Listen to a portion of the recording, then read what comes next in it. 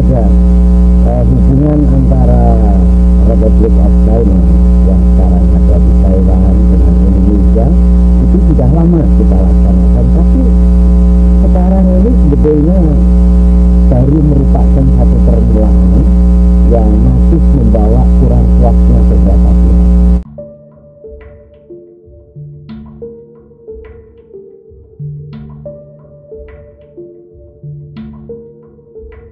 Mereka yang pernah hidup di zaman otoriter Orde Baru mungkin pernah dengar nama Ali Murtopo. Dia dikenal sebagai tokoh serem karena berkutat di dunia intelijen. Intrik-intrik politik dan pembungkaman Ali Murtopo ikut memimpin gerakan pembantaian orang-orang PKI dan para pendukung Soekarno pasca meletusnya peristiwa gerakan tanggal 30 September tahun 1965. Untuk itu dengan lihai dia memanfaatkan para ex-PKI, TII atau Darul Islam. Tentara Islam Indonesia Darul Islam atau Negara Islam Indonesia didirikan Sekarmaji Marijan Kartosuwiryo tahun 1949. Tokoh perlawanan terhadap penjajah Belanda ini tidak mau mengakui Republik Indonesia yang dipimpin oleh teman mondoknya di masa muda di rumah Hos Cokroaminoto di Surabaya, yakni Bung Karno. Kartosuwiryo memimpin Perang Darul Islam melawan pemerintah Republik Indonesia selama 13 tahun sebelum ditangkap pasukan Angkatan Darat di tahun 1962.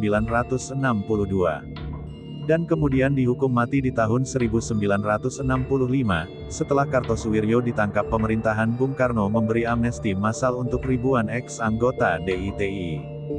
Awalnya mereka kembali ke kehidupan masyarakat dengan pengawasan sangat ketat. Setiap minggu mereka harus lapor diri ke kantor Koramil atau Kodim setempat. Setelah peristiwa G30S keadaan berubah drastis, pihak intelijen tentara di bawah koordinasi Opsus atau Operasi Khusus. Mereka diam-diam menjalin hubungan dengan para ex-DITI ini.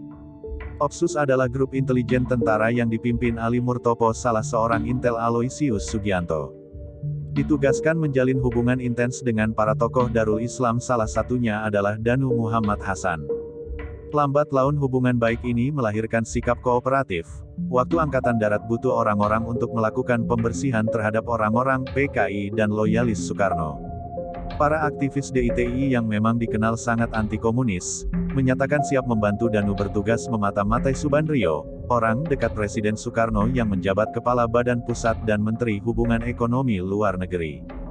Subandrio kemudian divonis hukuman seumur hidup oleh Mahkamah Luar Biasa karena dianggap terlibat G30S.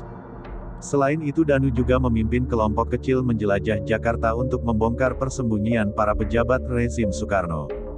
Di Jawa Barat pasukan didukung penuh Kodam Siliwangi, mereka dipinjami senjata untuk menghabisi orang-orang PKI. Pasca operasi ini orang-orang DITI dapat hadiah dari tentara, ada yang dibantu jadi pengusaha, atau yang Jailani, salah seorang dedengkot DITI, diberi izin mengelola bisnis minyak dan gas di seluruh Bandung oleh Kodam Siliwangi. Sementara itu Danu Muhammad Hasan direkrut Ali Murtopo untuk kerja di Bakin atau Badan Koordinasi Intelijen Negara. Dia dapat gaya yang bagus selain rumah dan mobil dinas.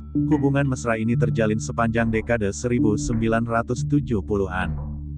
Di awal tahun 1980-an, pihak intelijen memanfaatkan lagi para ex-DITI ini, tapi kali ini mereka diprovokasi untuk jadi radikal, lagi mereka melakukan aksi-aksi teror dan bahkan pengeboman.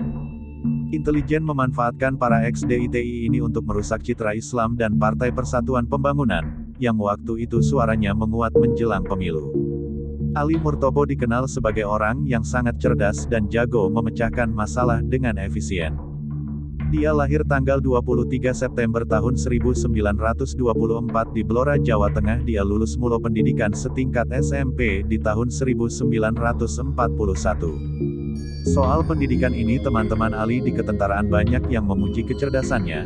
Menurut mereka kalau saja dia mendapat pendidikan yang lebih tinggi bisa sampai tingkat universitas, Ali bisa menyamai kecerdasan Bung Karno. Pasca kemerdekaan Ali bergabung dengan Badan Keamanan Rakyat atau BKR, di masa-masa kurang mempertahankan kemerdekaan, dia ikut bertempur waktu agresi militer 1 dan juga agresi militer 2 Belanda. Namun begitu dia bukan orang yang populer, makanya di ketentaraan dia mesti menaiki jenjang kepangkatan dari bawah. Tahun 1950, Ali ditugaskan di Kodam Diponegoro dengan pangkat pembantu letnan. Dia direkrut dan dilatih Letnan Kolonel Ahmad Yani jadi anggota Banteng Riders, sebuah pasukan khusus yang kemudian ditugaskan menumpas pemberontakan Darul Islam. Di pasukan ini Ali berhasil menjadi komandan kompi dan pangkatnya naik menjadi kapten tahun 1956.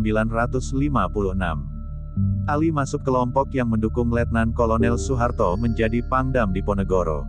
Manuver mereka berhasil sebagai hadiah atas dukungannya. Soeharto mengangkat Ali menjadi asisten teritorial, waktu Soeharto memimpin operasi Mandala Trikora pembebasan Irian Barat. Ali juga dilibatkan selain operasi di Papua. Ali ikut menumpas pemberontakan PRRI atau Pemerintahan Revolusioner Republik Indonesia di Sumatera.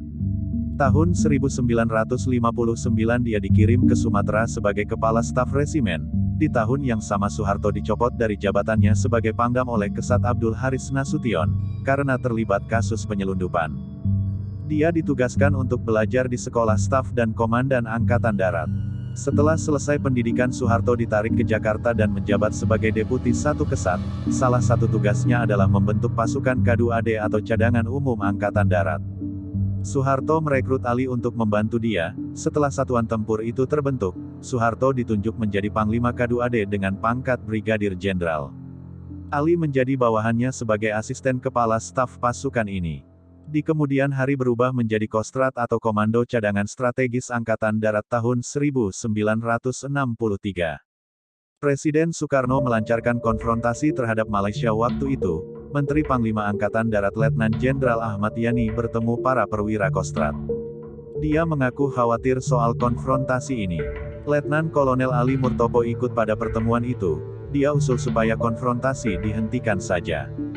Bagaimana caranya, tanya Ahmad Yani. Ali pun menjawab, serahkan pada saya. Dari pertemuan ini lahirlah unit operasi khusus atau Opsus di tubuh Kostrat di tahun 1964. Dengan Opsus lewat operasi intelijen dan bukannya operasi tentara.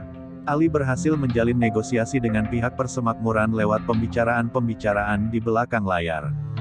Konflik dengan Malaysia berakhir di tahun 1966, setelah Soeharto menjadi presiden karir Ali Murtopo melejit tinggi. Selain diberi jabatan sebagai wakil kepala Bakin, dia masih memimpin Opsus yang cakupan tugasnya makin membesar. Di luar itu dia menjadi anggota staf pribadi dan asisten pribadi presiden. Buat urusan politik Soeharto memang sangat percaya pada Ali Murtopo. Di awal tahun 1970-an, Ali berperan besar menyederhanakan sistem partai dan membangun stabilitas politik. Sebelum 1971, ada banyak partai yang suka saling gontok-gontokan. Pemerintah Soeharto menyederhanakan ini menjadi 3 komponen saja. Partai Persatuan Pembangunan atau P3 yang berisikan partai-partai Islam, Partai Demokrasi Indonesia yang berisi partai-partai nasional, dan Golongan Karya atau Golkar. Waktu pemilu 1971, lewat Badan Pengendali Pemilihan Umum, Ali sukses membawa Golkar menang. Golkar kemudian menjadi identik dengan penguasa Orde Baru, dan selalu menang pemilihan umum, entah secara fair atau secara curang. Hingga tahun 1997, di tahun 1971, juga bersama asisten pribadi Soeharto yang lain yakni Sujono Humardani. Ali merintis pendirian CSIS, atau Center for Strategic and International CSIS. Ini bakal menjadi lembaga think tank yang sangat berpengaruh sampai sekarang. Tahun 1972, Ali membuat tulisan dasar-dasar pemikiran tentang akselerasi modernisasi pembangunan.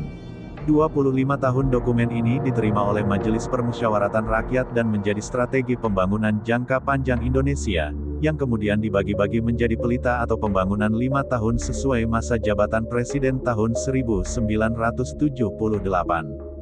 Ali Murtopo diberi kepercayaan menjadi Menteri Penerangan. Dia menjabat sampai tahun 1983, dan kemudian diangkat menjadi Wakil Ketua Dewan Pertimbangan Agung.